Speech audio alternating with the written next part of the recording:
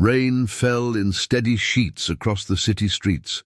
Each drop caught the glow of streetlights, transforming the ordinary evening into something almost magical, despite the chill. Emma stood beneath the awning of a closed coffee shop, her 9-month-old son Noah bundled against her chest. She glanced at her watch. 8:35 p.m. The bus she needed had failed to arrive, and the next one wouldn't come for another hour. Noah stirred against her, making small, fussy sounds that threatened to become full-blown cries. Emma bounced him gently, whispering soothing words. "It's okay, sweetheart. We'll be home soon." But the worry in her voice betrayed her confidence. Her apartment was 30 blocks away, and the temperature was dropping with each passing minute. Emma had been working double shifts at the downtown diner for 3 weeks straight. Tonight, her usual ride had cancelled at the last minute, leaving her stranded in the downpour. Her phone battery had died hours ago.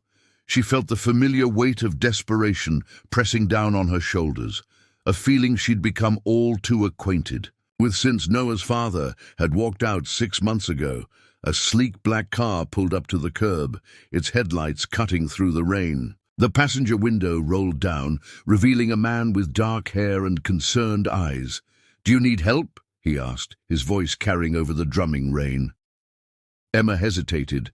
Her mother had always warned her about strangers, but Noah was getting cold, and desperation was a powerful motivator. "I missed my bus," she admitted, drawing Noah closer to her chest. "The next one isn't for an hour." The man nodded, seeming to understand her predicament. "I could give you a ride. It's not safe to be out in this weather with a baby." Emma studied him for a moment. He was well dressed in a light blue shirt that was now partially soaked from the rain. There was something in his eyes, a genuine concern that made her want to trust him. "I live in Westbrook Heights," she said cautiously. "It's not exactly on the way to anywhere nice." The man smiled. "I'm Jack, and I don't mind, really." After another moment's hesitation, Emma made her decision. "I'm Emma, and this is Noah."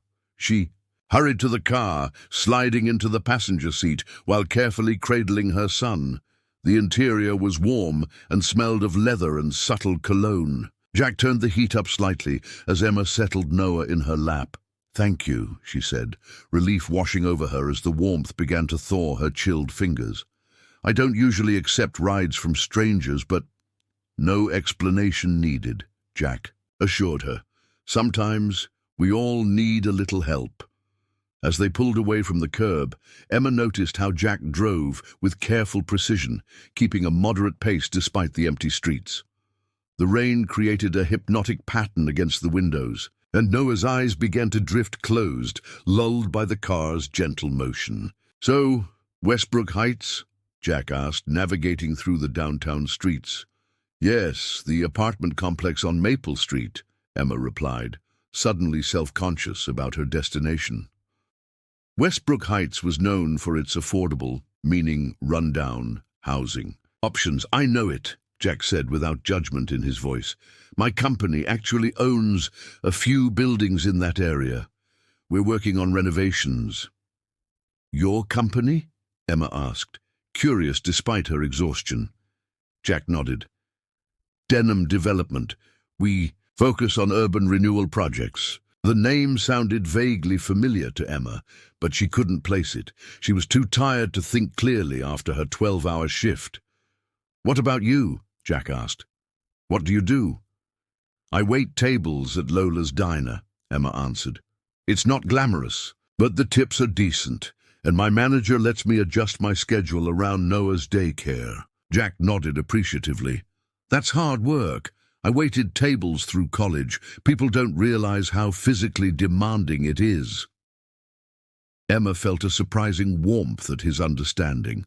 Most people dismissed her job as unskilled labor, not recognizing the physical toll of being on her feet for hours, balancing heavy trays, and maintaining a smile regardless of how customers treated her. As they drove, Jack asked thoughtful questions about Noah, genuinely listening to her answers. There was no pity in his voice, just interest and respect that made Emma feel seen in a way she hadn't in months. "He's beautiful," Jack said, glancing at the sleeping baby as they stopped at a red light. "How old?" "9 months," Emma replied, stroking Noah's cheek with a gentle finger. "He's usually fussy in the evenings, but car rides always put him to sleep." When they arrived at her apartment complex, Emma was reluctant to leave the warm comfort of the car.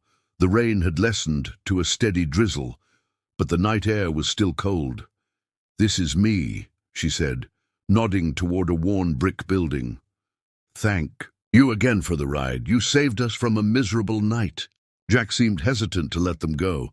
"Let me at least walk you to your door. It's still raining."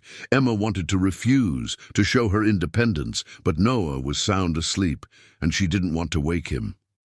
"That would be nice, thank you." Jack pulled into a parking space and came around to open her door. He held his jacket over them as they walked to the building entrance, sheltering Emma and Noah from the light rain. At her door, Emma fumbled with her keys, trying to manage them while holding Noah. Jack waited patiently until she had the door open. "Thank you again," Emma said, turning to face him. "I don't know what we would have done without your help tonight." Jack smiled. "It was my pleasure. Actually, He hesitated, then reached into his pocket and pulled out a business card. "I meant what I said about my company owning properties in this area. We're looking for a community liaison, someone who knows the neighborhood and can help us understand what people here really need. The pay is good and the hours are flexible. If you're interested," Emma took the card with trembling fingers. In the dim hallway light, she could make out the embossed logo of Denham Development, and underneath, Jack Denham, CEO. Her eyes widened. You own the company?" Jack nodded. "I do, and I'm serious about the job offer. You clearly have good judgment and you care about this community." "That's exactly what we need." Emma stared at the card, processing what this could mean. A job with regular hours, benefits, no more double shifts or worrying about bus schedules. "I don't have a degree," she admitted, "or any corporate experience." "You have life experience," Jack countered, "and from what I can tell, incredible resilience. Those qualities are harder to find than degrees." Noah stirred in her arms, making small, snuffling noises. Emma looked down at her son, then back at Jack. "Can I think about it?" she asked quietly. "Of course," Jack said. "My direct number is on the card. Call me when you've decided."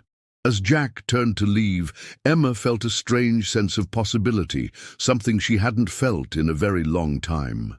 "Jack," she called after him. He turned back, eyebrows raised in question. "Why did you stop tonight? You could have just driven past." Jack's expression softened. "My mother was a single parent. There were nights when someone's kindness made all the difference for us." He paused. "Sometimes the smallest actions can change someone's entire course." With a final nod, he walked back into the rain, leaving Emma standing in her doorway, a sleeping Noah in her arms, and a business card that felt like the weight of new beginnings in her hand. As Emma closed the door behind her, she whispered to her sleeping son, "Maybe our luck is finally changing, little one." Outside, the rain continued to fall, washing the city streets clean, while inside, Emma held on to hope for the first time in months, a hope born from a chance encounter on a rainy night.